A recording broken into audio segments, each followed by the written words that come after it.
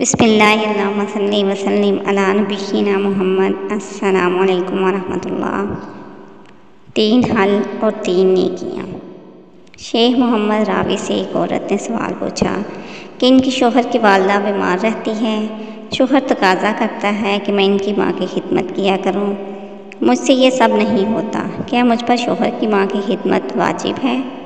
شیخ نے جواب دیا، نہیں، تجھ پر شوہر کی ماں کی خدمت ہرگز واجب نہیں ہے، ہاں البتہ تمہارے شوہر پر واجب ہے کہ وہ اپنی ماں کی خدمت کرے۔ پھر شیخ نے 3 حل پیش کیے۔ پہلا حل، والدہ کو گھر لے کر آئیں اور دن رات آپ کے شوہر اور اس کے بچے اپنی ماں اور دادی کی خدمت کریں، ان پر یہ واجب ہے، یاد رکھیں آپ پر واجب نہیں ہے۔ دوسرا حل، والدہ کو الگ گھر میں رکھیں اور ان کی دیکھ بھال، خدمت و خبرگیری کے لیے وہاں جاتا رہے۔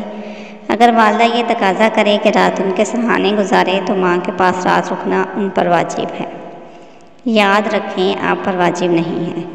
تیسرا حل، والدہ کی دیکھ بھال کے لیے ایک نرس رکھ لیں، اگر نرس کے لیے تنخواہ دینے میں حرج ہو تو گھر کے اخراجات کم کر کے نرس کی تنخواہ دیں۔ نرس کی موجودگی میں والدہ کے پاس آتے جاتے فتنے میں پڑنے کا خطرہ ہو تو نرس سے شادی کرنا واجب ہوگا۔ اس طرح وہ 3 نیکیوں کو جمع کرے گا، دوسری شادی کا اجر، ماں کی خدمت کا اجر اور فتنے سے بچنے کا اجر۔ البتہ آپ پر شوہر کی ماں کی خدمت واجب نہیں ہے، لہٰذا آپ عزت کے ساتھ اپنے گھر رکی رہیں۔